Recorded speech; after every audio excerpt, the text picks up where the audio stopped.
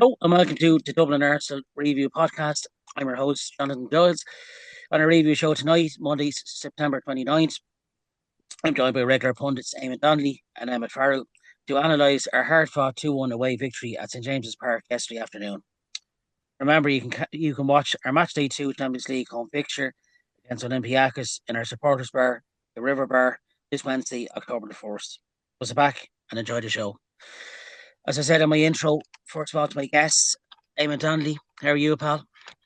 Evening, Jonathan. Evening, Emmet. I was watching the Ryder Cup there the weekend. I'll tell you one thing. It takes a lot of balls to play golf the way I do.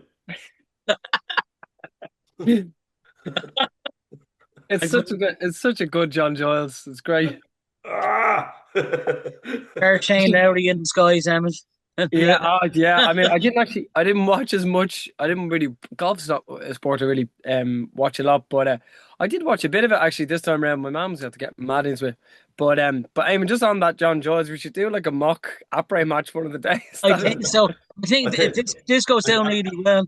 I think when you're finished with McBeth, Emmet, we can Yeah, do a script. You know what I mean? Yeah. I remember I used to do all of them when it was on. My Eamon Duffy isn't bad. I loved the bit with him and Graham Souness. So he's like, what have you managed? Where have you managed? I Managed think to I think stay we can alive. do. I think we can do a Christmas special, Emmet. You know. That'd It be seems great, crack. down What's he one say? He actually. says, where have you managed? And he says, I managed to stay alive for 62 years, baby.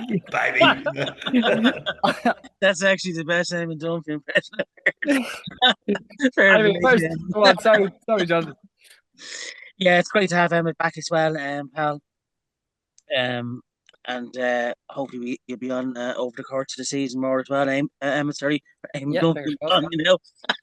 Our very own Eamon and John Joyce. Where would you get it? It's the Dublin Arsenal podcast. As always, as I said at the start of the show, you can catch our show on Spotify, and we're also back on the Dublin Arsenal YouTube channel. So thanks to Martin Stumble for editing the show, and much appreciated. And thanks to everyone who listens week in week out. And also a big shout out to the lads in the King's Head who I met. This minute I walked in the door, they recognised. So we must be doing something right. And the sticky carpets. Um, but straight into our match review from yesterday. Hard fought, and this is becoming a real grudge game. This one, and I really enjoyed it. I thought it was a cracking game. Uh, in both halves. 2-1 to ourselves at the end of the course. Baltamati for Newcastle, Marino and Gabriel for ourselves to win our first win in over 3 attempts at St James's Park. Not an easy ground to go to. Some of the refereeing decisions yesterday as well, which we'll come on to, was a bit bogey. But in terms of our lineup, Raya, Timber, Mosquera, Gabriel, Calafiori, Stephen Mendy, Rice, S.A. Trossard, Giacres, and Saka. And our subs, Leva, Martinelli, Marino, and Lewis Kelly came on, who all had a big impact on the game. Most of the major talking points in terms of Eberechi had two quality attempts during the first half. One in the first 5 minutes when his right-footed shot, the left-footed shot, sorry, was tipped around the post by Nick Pope. And then on the half-hour mark, he had a cracking right-footed volley that was really well saved by Nick Pope and deserved to go in. 44-minute mark, and Newcastle got their goal.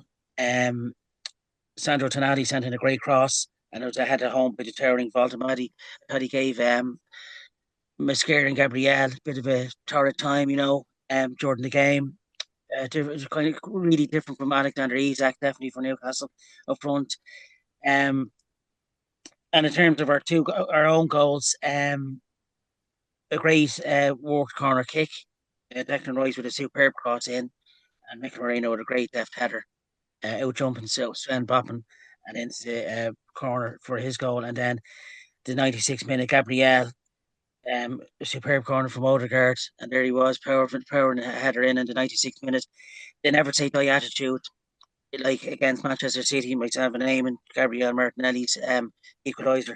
It's really great to see. And with Liverpool losing on Saturday, I think that point last Sunday that was gained and that victory yesterday, that makes up for that. I think, as Eamon was saying in last week's podcast, a really valuable point gained last Sunday where we were kind of a bit downbeat. That point is going to be really massive, I think, come season's end. Um, in terms of the main talking points, so I'm going to come to this one first, Eamon, to yourself. Um, the challenge by Nick Pope and Victor Gyökeres when he was through a goal, he was built around him. Do you believe the referee made the right decision, and should this have been a penalty? Okay, I'll deal with this very concisely. Yeah, The referee made the right decision, and it was a penalty, right? And arguably, it could have been a sending off. Although, in mitigation, I think Pope did try to play the ball. I know he got a bit of the ball, but his action then, Gyökeres is going to score. yeah, So after he gets a touch on the ball, Gyökeres is going to score. There's clean contact on Gyökeres. It's a penalty, right? Now, this is where the VAR circus comes in, right? Because it's just total incompetence by Howard Webb and his mob. They said at the start of the season, VAR would only intervene when there's clear and obvious errors. Now, you tell me this. How can there be a clear and obvious error if they watch it 24 times? Just tell me that for a start. I mean, you can Google and use artificial intelligence. You could actually find out in 2 split seconds, right?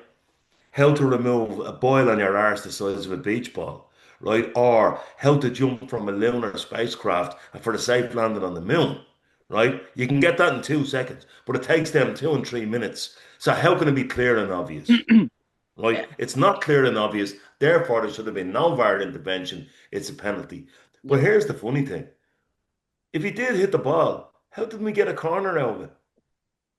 yeah. That's a He very lost valid the ball point, to the Eamon. goalkeeper. This is VAR. Welcome to the Premier League circus. The answer to your question is VAR, once again, are at front and centre of every Premier League weekend.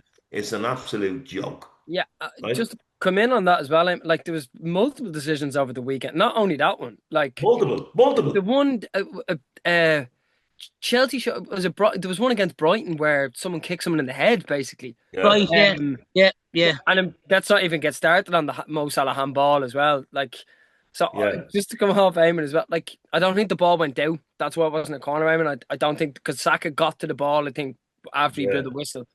But at the same time, like I'm looking at it again today, and even the ref watch that they do on Sky Sports. Actually, Jay Bothroyd is beyond that now. Is very good on that. He speaks really Yeah. calmly about those decisions, and he's like, it's like so clear and obvious. And then the other point I was going to make, I don't know if you follow Rory on TikTok, Jonathan Rory Talks Arsenal. He put out a yeah. great video He's actually on he is very good, actually. yeah, on a different. I was watching it on Sky Sports. I was at my auntie's 60th yesterday, so I wasn't in the club. And God forbid, I thank God I probably wasn't in the club because one of those tellies probably would have come off the wall with how angry I was.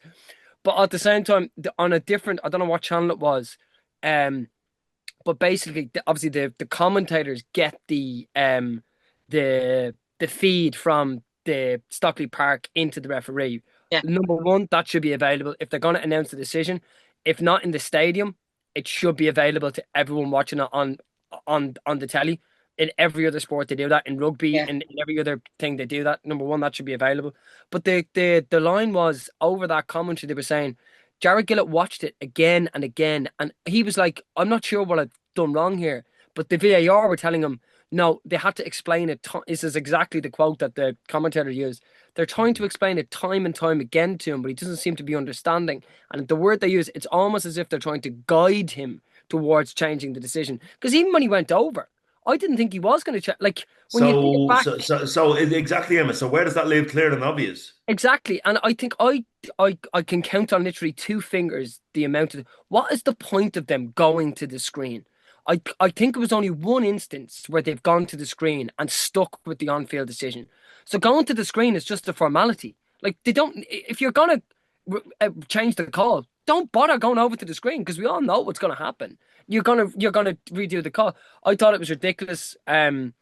I was so I thought I was living in a different. And even the discourse around him getting a touch on the ball that doesn't matter. We looked at Saliba's penalty last year against Brighton with the head when he puts his head into Joe He Pedro. got a touch on the He ball. gets a touch on the ball, and the whole thing was, oh, just because he makes contact first. That's what it's the inconsistency, and across the weekend's games, Like there was multiple calls here going, But holy God. you see, we can talk about this without our blood pressure soaring into astronomical levels because we won the game. But can you Exactly. Imagine imagine we didn't. the injustice again? Yeah. And just for the listeners, had you been in the club yesterday, I'll tell you what would have happened. On the winning goal, my point on a tray of drink would have gone all over the place. We know this. Come here. I would have. I don't. Again, I was in the Hilton Hotel in Kilmainham in a very, very quiet bar with the Yeah. family having a lovely sit-down meal. My granny is 93 and she was sat across from me, so you're getting very worked up. I had to walk over, and there was a family sat in front of the telly with no sound on, and there were two of the dads, and they were Newcastle fans. And when they scored, it's the quietest you've ever seen me, Eamon, but probably the most animated. I think I did a lap in the entire hotel.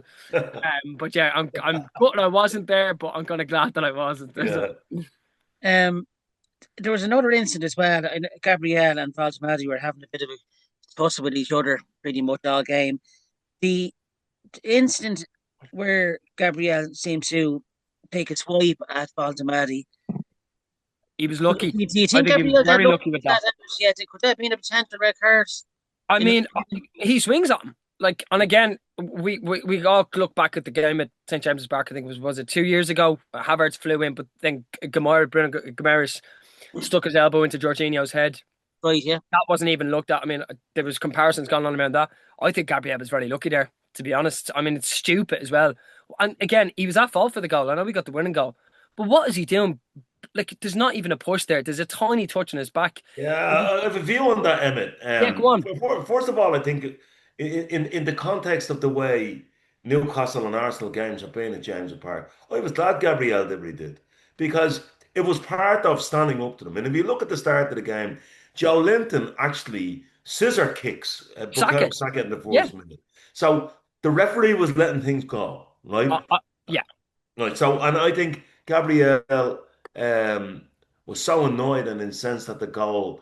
And I just thought it was great that Walter made, which I haven't decided whether it reminds me of something from Hammer House of Horrors or Wurzel Gummidge. I'm not sure what it is, but he ran the whole length of the pitch, pointing his finger at a kind of Wurzel Gummidge. You are, I will break your shiny teeth. I will. Yeah. It was mad stuff. But I thought that was part of Arsenal standing up just for the goal itself. I actually think Gabriel, um, when you're a centre half and there's a guy that's a lot taller than you, the trick is you have to jump a split second earlier, right?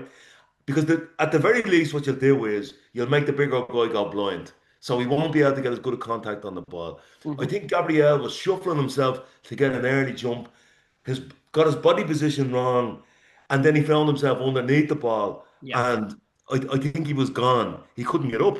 He couldn't Couldn't get get up, up. So you know? Yeah, yeah. and he feels the touch and goes out. I mean, to come off that, like I love when we get really physical, especially the games the way they've gone in St James's Park.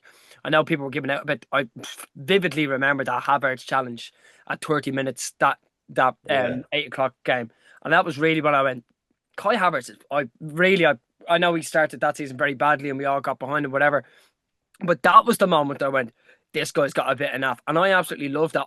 Why I was just like saying he was lucky, Eamon, is because I think you can do that without actually, like, he proper swings for him. Like, it's like the Yeah. Roy Keane one. I think they talk about that in the overlap where he goes to punch him and he missed and he still got sent off. But I think I really enjoy how physical we are now. We don't get bullied. We Relish didn't get bullied yesterday for sure.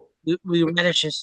You Yeah. know, we wouldn't back And down. the player to shout out on that as well, I felt, was Yuri and Timber. I thought Yuri and Timber was man of the match for me. There was Yeah. one instance when You have to Gamera steal him. You have to steal him my line. oh, sorry, Eamon. But there was one instance when the ball broke and it was on the right wing, and Joe Linton went in on him first. He saw him down, and then Bruno Guimaraes went in on him, and he saw that. Well, I think he kind of got his footwork wrong, and he's nearly rolled his ankle, and he went through the two of them. I thought his touch on the ball is fantastic. I love the way he carries the ball. My turn of phrase, obviously, I need to put a counter on how many fantastics I used this week, Jonathan. But I'll tell you what, Uh, the incident you're talking about, I turned to my mate in the club and I said, he's a beast. yeah. He's a beast, you Yeah, know? and he's got that, but he's got such a deft touch as well.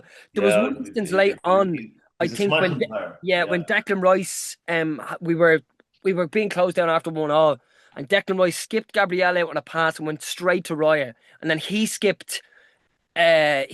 got playing it into Saliba and pinged the ball into Urian Timber's feet. And Yeah. he took a great touch. He beat his man, and then we got a foul out of it. But that was very late on. I mean, like, to be under that much pressure and to have that control over the ball, I thought he was Yeah. fantastic all day. Just to wrap up on the bullying bit, right? Yeah, So Joe Linton, we know what his form is. Sure, he brutalizes 15-year-olds in preseason matches, right? I mean, he tried to smash Max Max Downman Dowman. Yeah, on a preseason match. So we know what he's like. So he scissor tackles Saka in the very first minute, gets away with it, right? And you hear this. Oh, well, it's too early in the game to book him. So I mean, if that okay, let's rewrite the laws of the game. First 5 minutes, free reign. Do what you like. do what you want. Do what you want. Yeah, grand. Yeah, and we'd sort ourselves out after that. But they were Dan Bourne was constantly at it. And I have to tell you, Saka was kicked from pillar to post again yesterday, right? But so was Gyökeres. And to me, Gyökeres' best performance in an Arsenal shirt was yesterday. Yeah, I 100%. He was 100% being agree. kicked from Very pillar to fresh. post and he offered himself up time and time again. I thought his on the Gyökeres one. I think there was something going on. Like, he's getting better and better. He's getting fitter. I think. I don't think he's getting Yeah, better. Definitely yeah. showed I me think he when we always were had in that. space. Yeah, 100%. Yeah, he looked the fittest he's been yesterday, in my opinion. I thought his hold of play was really, really adept. There was one. What was, I don't know. It was the centre back. Is it the guy that got bobbed off Macy Milan? Tiam, is that his name? He Yeah, literally grabbed his face at yeah. one point. I think if I got that, I'm not sure if it was that player, but he literally just grabbed him by the face and hurled him to the ground. And that's another thing as well. He's getting nothing. He's getting no fouls in any game that we've had so far this season. Officially, he wasn't fouled at all yesterday. Not really. He didn't win one Yeah, foul. yeah. No, not That one. is mad, isn't it? Yeah, And when you think about like a game like that, like sometimes it'll go the centre backs yeah, way, probably more often than not. But more often yeah, than not, when you have a centre forward there, um, the ball is getting played into them.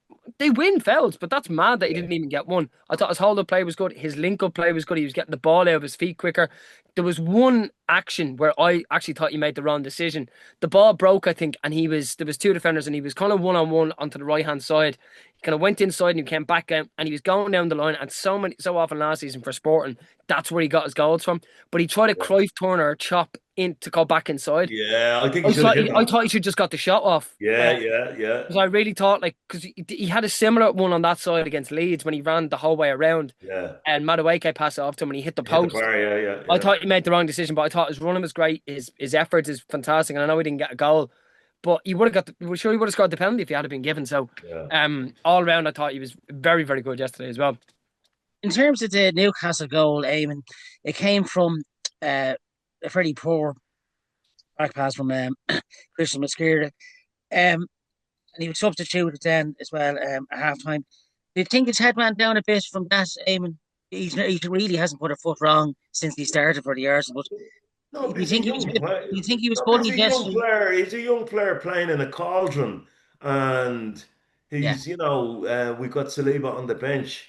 yeah, We're 1-0 down in the cauldron. We need a bit of experience. I just think it was the right call to make. I don't think Mascara's head went down. I don't think he would have done a whole lot wrong in the yeah, second half. But we needed experience, and Saliba was really, really up for it when he came on. Yeah. I don't know if you've seen any of the photographs of Saliba and Gabriel together at the end of the game. Oh, it was You can brilliant. yeah. you can see, how much it means to Saliba. Saliba is the real deal. Um, but as I said, I think that there was couple of things wrong with the goal. First of all, when you're so much on top the way we were, and I'm going to single the manager out here. He shipped a lot of stick after Anfield. Wrongly, he shipped a lot of stick after Man City last week because we tried to win that game. We tried everything to win that game. Yeah. They parked the bus. Well, I don't see social media awash with praise for how brave he was with his team selection, Hmm. how brave he was with the way we went for the game. 66 or 7% possession up in St James's Park, twice as many shots on goal. And we really, really went for it. And I think what happened for the goal was there was the whole drama about VAR Trossard battering the post. Yeah. And I just think that there was a bit of a lull and we switched off from a short corner. We didn't get close enough to start with from a short corner. Um, it was a good ball in, but I just think Gabriel, he just got his body position wrong. As I said, I don't want to get overly technical, but Yeah. if you know a guy is 4 inches taller than you, the first thing you have to do is get up early and blind him. I think he was thinking about doing that, got his body position wrong, a little nudge. He wasn't getting up anyway. Yeah. So I think he went down to try I've no qualms about the goal. It was a goal. There was no Yeah. foul. But just Come here, one other thing I wanted to say before that. Sorry, Eamon. David Raya yesterday ran a marathon. Right? People take all this for granted because when you're watching it on TV, and Jonathan, I pointed this out to you at the Man City game. Look at his starting position. He's on this side of the pitch, 40 yards. He's on that side of the pitch. He's controlling everybody. He's cajoling everybody. And every now and then that's going to go wrong and he's going to do a howler. Yeah. But over the course of a season, he dictates our positioning on the pitch. It's incredible. Every single time Newcastle went to go over us, a yellow shirt appeared. Yeah. You know? Yeah. And especially for a team that, again, we'll speak about last week. I mean, the media discourse, I mean, in general, it's been a fantastic weekend for us. I mean, Chelsea lost, Liverpool lost, City had a good win. And well, come here, I wasn't even going to mention those the other red team, because they're not even in the races these days, but they lost as well. So, and I think after Liverpool playing first, yes, was it the day before Saturday? Palace played them off the park in the first half. And let's not be funny here. There are only going to be two teams going for the title in the end. I think City are going to get back, but at the same time, I don't think they have the the team doesn't look as gelled enough or whatever, blah, blah, blah, blah, blah. Liverpool have been lucky in every single game they've played so far this season. In the 6 games they played, all of the winners came after the 83rd minute. And the only reason they got a winner against us is because it was an unbelievable free kick. They have been lucky, and that luck will always run out. I was really glad to get a last-minute equaliser against City. I thought we could have kicked on and actually try and win that game. I was happy with the point because of the way we couldn't really break them down and the way City set up a 10-man behind the ball as well. Yesterday, to get a last-minute winner, it does galvanise a team, but you can't win every game like that. I think that's really one of the main impacts of the 22-23 season for us was the emotional roller coaster of all those last-minute winners in that final leg of the season. It takes its toll. It takes its toll because if you're constantly doing that, like you're up and down so much, and you can't actually have control over what you're doing. Yeah, but I think we get more emotional than they do. I think we do as well. I think I 100% agree, and I think that was probably one of the Like if reasons. you listen to Gary Neville, but what Yeah. he actually is there not he's the Sky Sports version of Paul Brown. Listen, But like even on Listen. even on that point, I think it was really important for us to get a But, last minute winner. I think it was. did you hear what Gary Neville said as soon as we equalised? Yeah, He said if this team has designs on winning the title, he said they'll go and try and win the game. yeah, and we Yeah. did go and win the game. We did. And, yeah, which is great as well. And I think just to go back to the game itself, great. I didn't think Saka looked fit when he played against Bilbao, the Athletic Club, number 1. No. He looked back to his best. It's such a shame for Madueke to get that injury. Like he was in great form, and even coming up to, I think he misses the next international break as well. And even when he played for England, he was fantastic. So it was great to have Saka back. He looked very sharp. But also the other player that we haven't talked about, that's Declan Rice's best game of the season so far by a mile.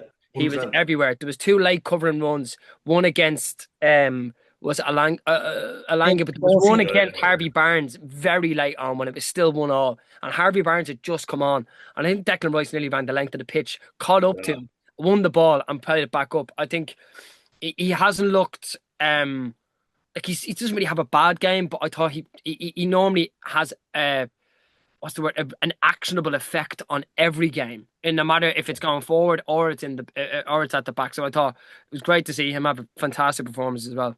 But even stuff like Calafiori taking the goalkeeper's towel. that was Oh, come here! What the hell? What was that?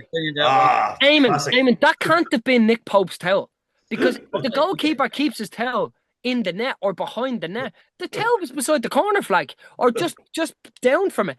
Yeah. And like Mark Gahey, literally for their long throw that they won it off, used the towel at that. So like Yeah. the towel can't be the goalkeepers. Like that's ridiculous. Like, and I know Jared Gillett got a bit of stick on social because apparently he's a Liverpool fan. But actually, to defend Jared Gillett, he gave the penalty. Do you know what I mean? He gave it, and everyone else overturned it. So I don't know. It's that I just had to laugh at that. I was like, he literally took the towel out and threw it away. Like, mad. Just like to say, big shout out to our former Gooner, Eddie and Ketty, for scoring the winner for Crystal Palace against Liverpool. Thanks very much. It was a great finish. Absolutely, yeah, and hopefully he kicks on. Crystal Palace, he's a great coach. I hope he kicks on in November, Jonathan. Yeah. After we played him. Yeah, after we played him, 100%.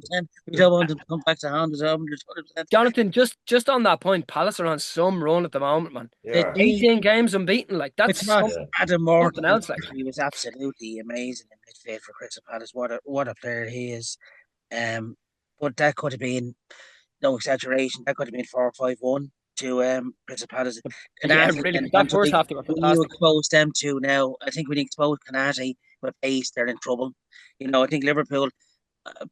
Being honest, I don't think he will. Lads, it's only one weekend. I mean, like, it's a massive result. Eamon, Jonathan, you're so fickle. You were with me at the Arsenal Man City game. You were with me at the Arsenal Man City game. You were slumped over the seat in front of you when we were 1-0 down out of desperation, and you were telling me the league was over. And you're on here tonight saying Liverpool are done for now. Like every game at a time. Yeah. Right. Yeah. But seriously, yesterday means nothing. Yesterday means nothing unless we go against West Ham next week, manage to break down the low block and get the 3 points.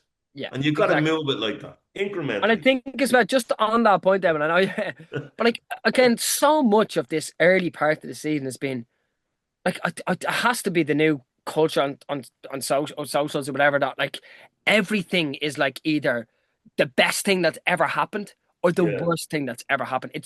I find the media discourse and the narratives that are being spoken about are so extremist. Yeah. It's very hard to actually have, I know we've only got a couple of minutes left there, but just on that point, because like last week, if we didn't beat City, the league was over. This week, if we didn't beat Newcastle, the league was over.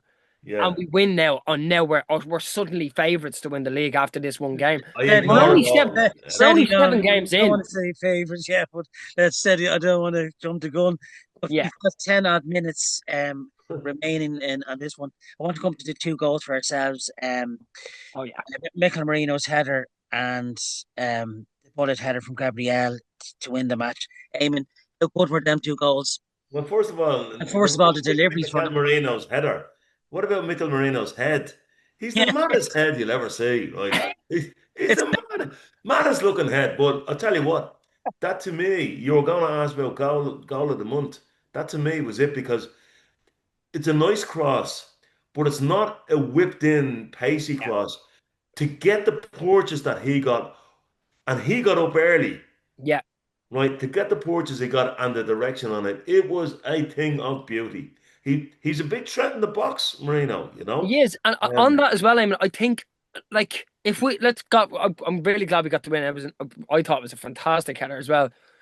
But if Merino there was a lot of people slagging. I heard on the like, why, some of the group chats and stuff were like, why are we bringing on Mikel Merino when we need a goal? And if God forbid he hadn't scored, and that game finished 1-1. Again, I go back to the extremist thing. Arteta would have got absolutely slated for bringing him on. And people referencing and describing him as a defensive midfielder. He's not a defensive midfielder. Yes, maybe because of his stature and because of his build. And sometimes he plays a little bit deeper when the other team have the ball. He's an inside forward. Yeah, because even for Spain, he plays that high for Spain as well. And also, he always ends up playing that high for us as well. I thought it was a great header. Just while you're on there about the extremes of social media, I had a chat with David O'Leary earlier on. Yeah. And he said, right, at the end of the day, we won a game. So what? Get on with it. Exactly. To go off the corner though, I mean, like, sorry, another player we didn't share, 2 other players, like you mentioned Eze at the start, Damon. He started the game really, really well. He was so unlucky with that first chance. The second volley was probably more comfortable for Pope. Also, Nick Pope was there. Nick Pope deserves a shout out. Having the game of his life. I thought Eze was a peripheral figure in the game. Really, I thought he played well in the first 20 minutes. First 20 Yeah, minutes, but 30 minutes. I think he's a small bit chunky. I think he's overweight, and I don't think he's fit, right? Is he? And my mitigation for that is he knows all summer he's getting transferred. How could you put your best pre-season in? Because apparently he tries really hard in training. I just think he's about where players are normally in mid to late August, and I think he'll get better and better and better. He I was on think the he will. periphery of the game, but what he did was very, very good. You Yeah. know? Yeah. And I think on that, I mean, the one thing I know we've only got a tiny bit left. 3 quick shout outs. He did change the culture inside that I felt in that first half. I haven't seen us like take like little pop shots like that. Just like when it pops down, normally we try to get the ball back under control and play our way around again. Like some of those actions where the ball just kind of falls, somebody just swings his boot with it. I think we need to do that a lot more. I think. The best moment of the match was Zuba Mendes pitching wedge right Oh across the aisle yes, for outside of the Timber's boot. header. Over to I come here. What a save Oh, that was stop. from Nick Pope. Yeah. That was some I save. have to say that You would, ball over the top. You yeah, couldn't have put it any better, and it was just. I thought Timber was very unlucky not to yeah. score. The last player that Yeah. we haven't talked Fantastic about game that he's got. played amazingly well when he came on is Martin Odegaard. Martin Odegaard was brilliant when he came on. The pass to Miles Lewis Skelly. If Lewis Skelly can get there a fraction of a second earlier, the ball gets played across the box and it's a goal. That was an unbelievable pass. And the delivery on the corner. Because Yeah, the corners really weren't, they were defending very well, the corners, Newcastle. And even some of the deliveries, which I'm so glad we took the early corner, the early Declan Rice played it short out to Odegaard. And that's how we got the first goal, Marino's header. And the delivery on the second corner was on the money. But Big Gabby again, how many really, really important goals has he scored away from the He Emirates? wanted it more than everybody else and And he remember, always does. He always remember because of the the does. third goof because of Saliba the goof saving up that, as lads. well. Saliba blocking off Nick Pope. That was Yeah, very clever bit of Yeah. play as well. But what a yeah. header! He out dumped literally everyone. Gabriel, you could see how much we wanted that. And it was all thanks to Nick Pope trying to send out a long ball to get to Elanga. We cut out by Yeah, ourselves. That led up yeah. to the corner, but you can't get any better than the 96th minute for a winner. And again, last Sunday, of course, Gabriel Martinelli. You know, this never say die spirit is fight till the final whistle. You know, it really is very refreshing to see. Um, your man of the match, lads, from yesterday. I begin with Eamon. Who stood out for you yesterday for the Gunners? Well, I know Emmett already kind of shot us Sorry about both that. on he shot us both on this by saying Yuri and Timber. It was a toss up for me between Yuri and Timber and Declan Rice. And I reckon between the two of us, we'd probably come up with those two names, I Yeah, think. I'd say so as well. Yeah, I Yeah. know Big Gabby got all the plaudits for scoring the goal, but I don't think we would have been in the game without the two of those lads. Just on that point as well, like I know we've only got a couple of minutes left, but the next 5 fixtures look The next five. no easy games in the Premier League, but Liverpool's next fixtures on paper look a lot more difficult Emmett, than our you're fixtures. young, you're enthusiastic. Calm down. Remember, Let's just do our thing bit by West bit, Ham's next. West Ham's next. our October inch by fixture inch, row list. by row. West Ham, Fulham, Palace, lads, all in London, remember. So we won't have to step outside the capital for the month of October. But as Eamon says, let's take it game by game. Steady on. Goal of the month, lads, with a few minutes remaining. I come to you, Eamon. Your standout goal for September for the Arsenal. I'm going to say yesterday's goal by Mikel Merino for a number of reasons. First of all, the craft on the header, the jump, the timing, everything else, right? But also the patience. I mean, we're in a must win game with 6 minutes to go, plus injury time, and to have the patience to play the corner the way we did, to play the combination the way we did, to get the angle of the cross the way we did, and then the finish, it was just brilliant. Yeah, it really was. And actually, I mean, it was very similar to Newcastle's goal, if you ask me. I think Yeah, Marino's header was a lot better than Voltemad's. But actually, it was the same action. The ball got played out, got yeah, played back. yeah. My goal of the month, Jonathan, I'm going to give it to Martinelli against City. Because he's been under the cosh there for a while. He's been getting slated all over socials. Like I've been slating him in the club a little bit. I love Gabby Martinelli.